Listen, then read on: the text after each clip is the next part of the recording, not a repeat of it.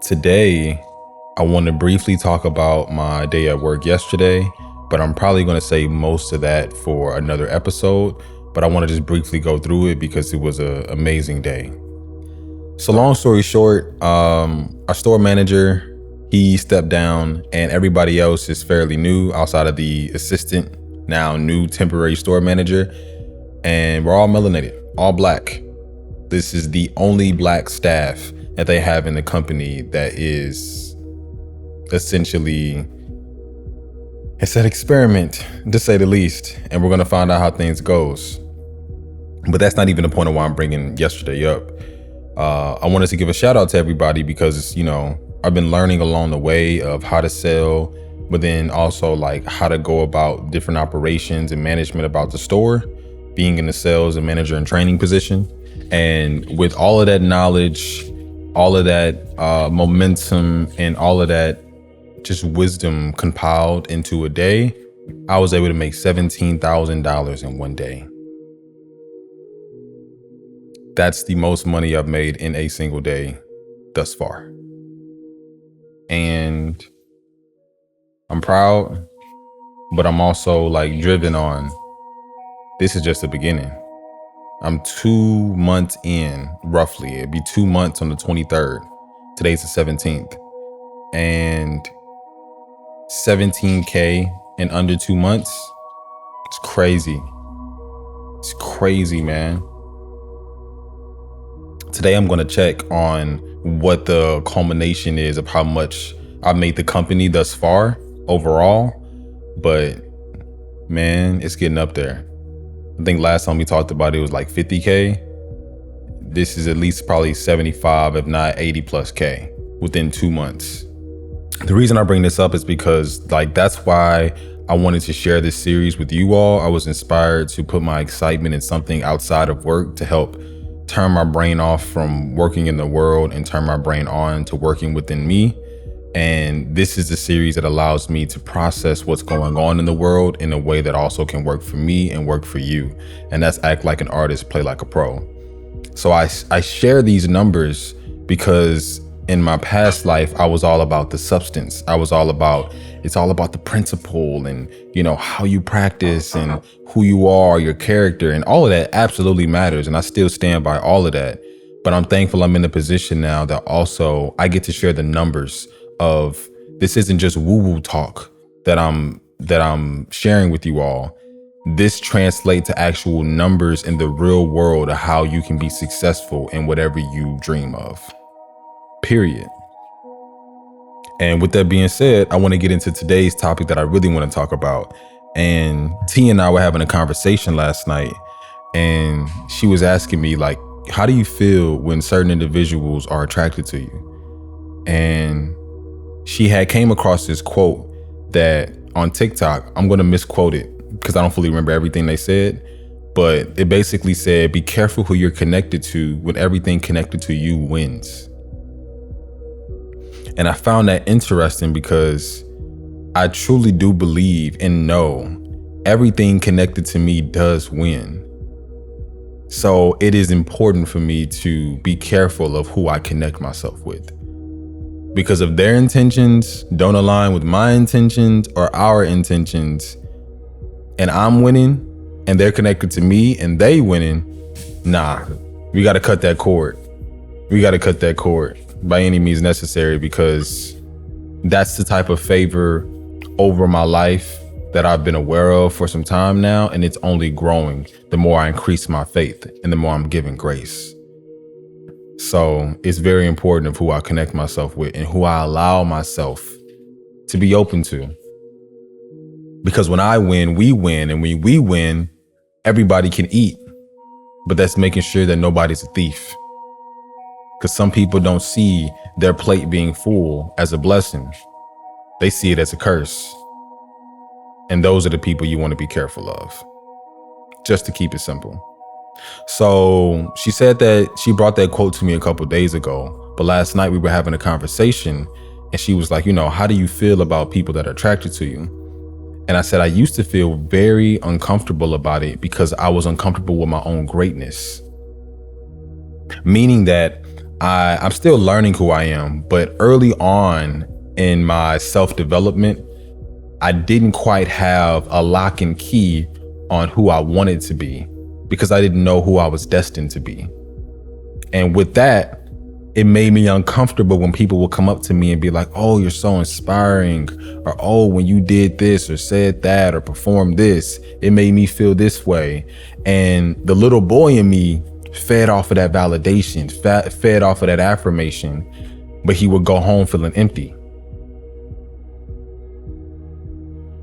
He would go home feeling empty because he wasn't filling up his own cup with himself. He was filling it up with the ways and the words of the world. And now that I'm in a position where T and I have moved cross country and we're essentially on our own, it's up to us. And in this process, she reminded me of something I said to her, that I'm willing to do whatever I need to do to make sure we good.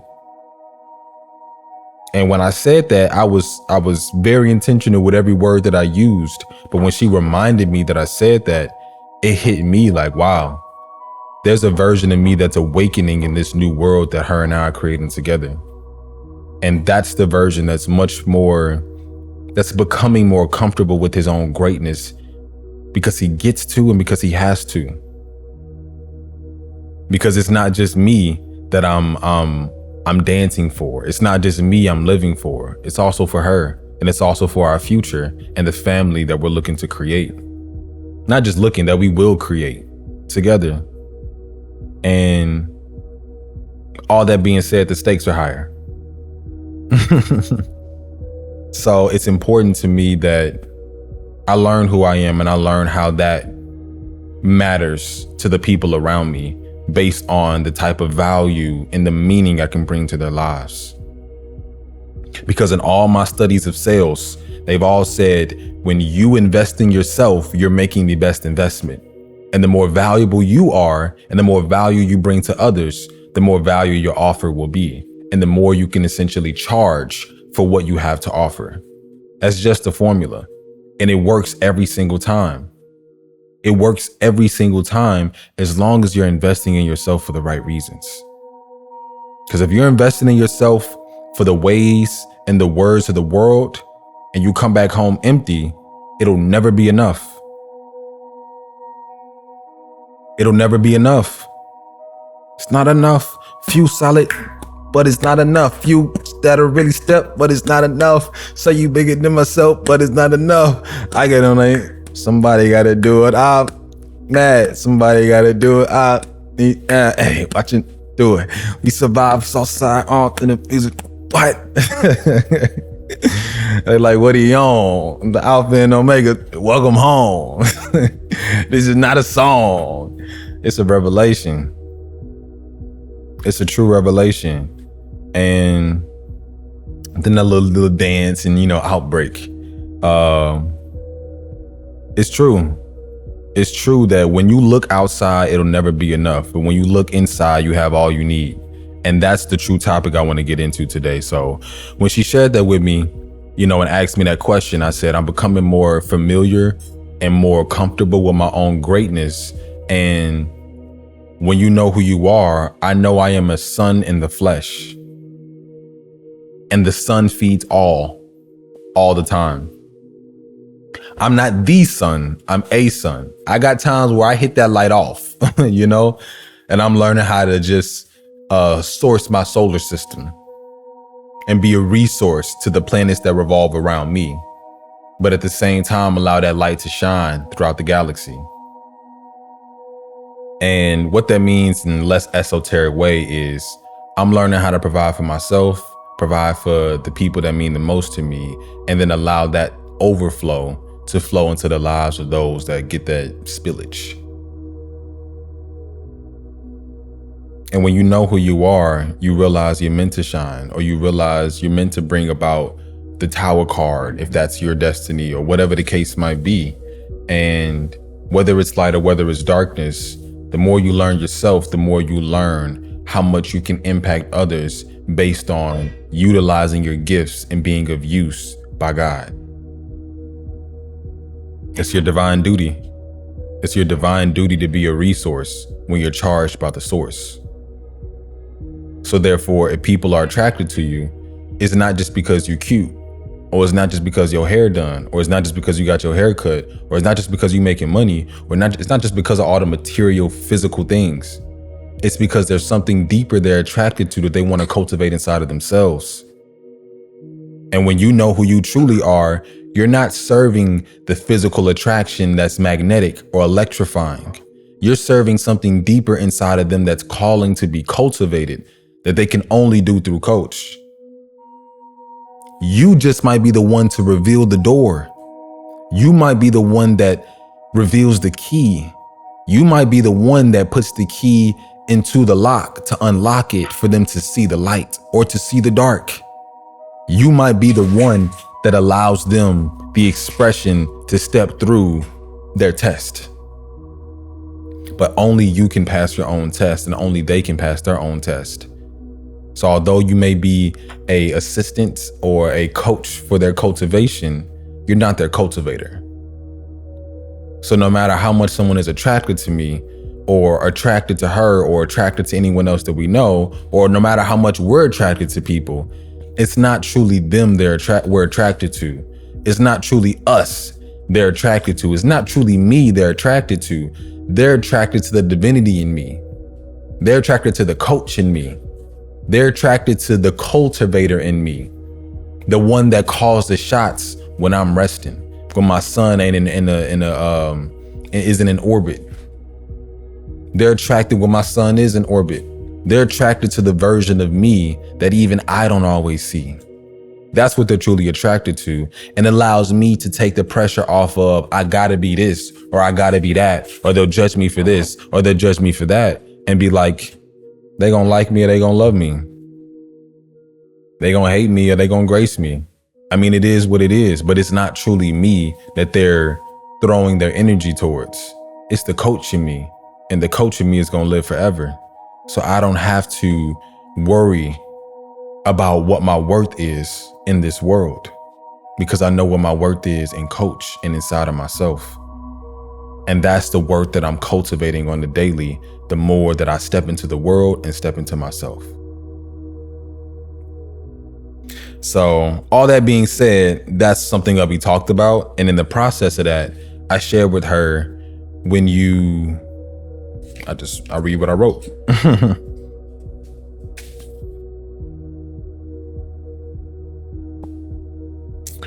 I said, when you mean more, you lack less.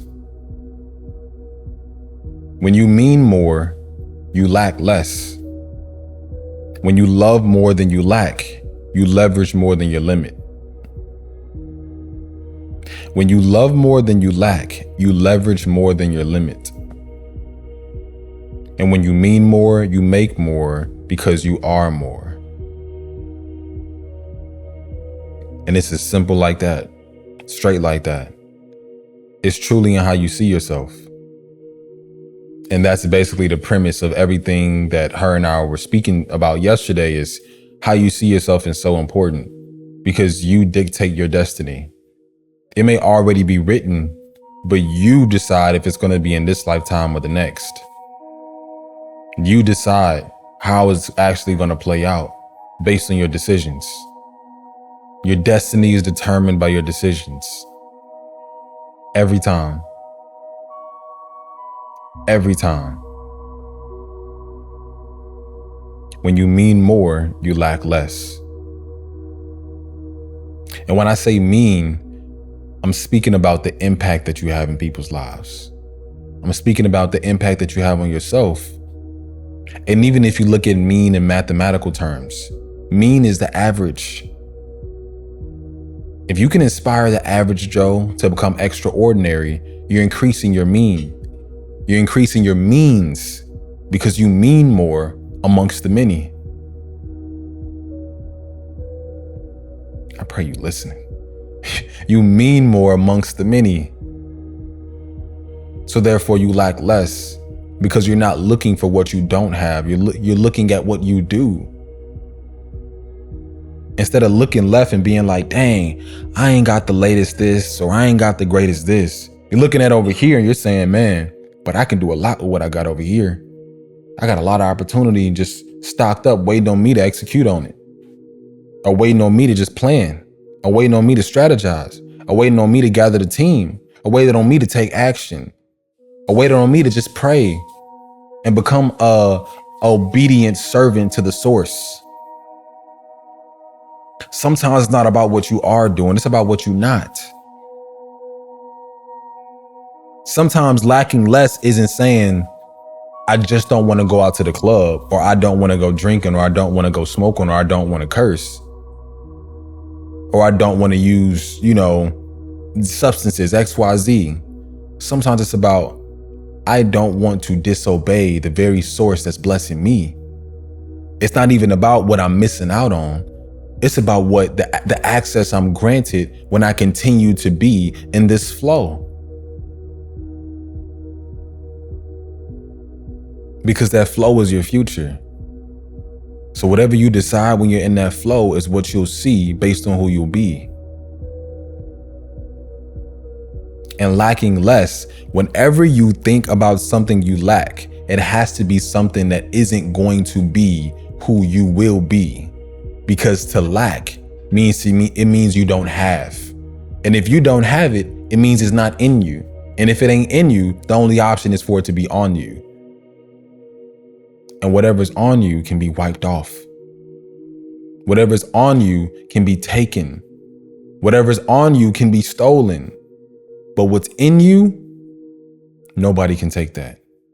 What's in you, nobody can wipe that off. What's in you is for you. And that's something that Coach gave you. And it's just for us to cultivate even further. And that's what it means to mean more and lack less. Because when you cultivate that energy, when you cultivate that spirit, when you cultivate that soul, when you cultivate that wisdom, when you cultivate that knowing, when you cultivate that calling, when you cultivate that purpose, when you cultivate that passion, when you cultivate that person, you'll have all the profit you'll ever need. Because you'll become the profit and stop looking for the profit outside of your pocket. Period. And that goes into when you love more, basically meaning having gratitude. When you're more grateful than you are hateful, you won't see the lack. You'll only see the leverage. And the leverage will just increase the capacity of what your limitations are. Somebody's limit just means their cap is low. Their ceiling is low. But what T and I have been talking about is saying, you know what? Instead of looking at the ceiling, instead of looking at the limit, let's look at our leverage. Let's look at what we're standing on. Let's look at who got us in the position of where we are today to work even further, to develop more. When we can raise the floor, the ceiling will break itself. When we can raise our floor, the ceiling will break itself. When we can raise our floor, the ceiling will burst itself every single time. Every single time. Everybody talk about having no ceilings or, break through the glass ceiling. The ceiling doesn't exist, but what you're standing on does. Because if you weren't standing on something, you'd be sinking. But you're only sinking based on your perspective. Because when you're in the sea, you have the decision to float or not. And the moment you start panicking, the moment you start focusing on lack, focusing on less, that's when you sink to the bottom. Because you're gravitating towards the deeper depths. So therefore you can be cultivating more. Anytime you require more, Coach cultivates you by giving you an opportunity to do more with less. Every single time. Yet when we have more gratitude, when we have more grace, we don't focus on the lack. We don't focus on the less. We focus on our floor and how much we can rise to where the ceiling doesn't even matter in our eyes, because we decide, and that destiny is going to be the prize based on our decisions. So when you mean more, You make more because you are more. And the last thing I want to touch on before we go is our dreams. Because in order to see more, you got to dream more. And one cultivator for me is Bob Ross. He's a man that literally every single episode that he put out, he took a blank canvas and used his imagination to see more, to paint more, to share more of the love, light in the world. And the way he would go through the strokes, the paint, the color, the technique, the background and foreground, the trees to the sea, the birds, the animals, like nature. He painted nature every time. He painted nature every time based on his imagination. He painted nature the way that he wanted to see it. And that was so beautiful to me. And then the music of the jazz and like the calmness of his voice and the subtle substance the subtly substance filled messages he would have in every single episode just fill up my cup. And it reminds me that I get to dream more, I get to imagine more, and that increases my capacity to grow. So I wrote down, and this is inspired by Bob Ross as well as one of my assistant, now store managers temporarily, Terry. Terry one day was talking to one of the delivery drivers, and the delivery driver asked Terry, he was like, Terry, go ahead and give me a word for today. You know, I need some food for today. And Terry said 3 words. He said desire, discipline, and determination. And the delivery driver, you could tell he was kind of joking. He was like, okay, I might have to write that down. You might know something about something. And he was joking around, but to me, I felt like, oh, no, that's a word. That's a word when you know how to put it in play and put it in position. And I've been chewing on that ever since he said it. And then the way my brain works, it takes these abstract ideas or concepts or principles, and it just works on like turning them into puzzle pieces to process it. So I took what Bob Ross has been inspiring in me and what my assistant manager Terry has been inspiring me, and I put it together. Dreams are developed by your desires, discipline, and determination. Dreams are developed by your desires, discipline, and determination. Anybody can dream, but it doesn't mean that you're going to make that dream come true without the desire, discipline, and determination. That's what I leave you all with.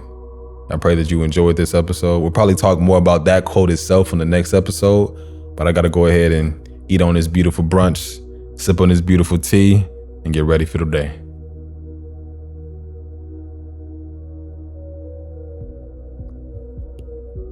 Pray you all have a great day.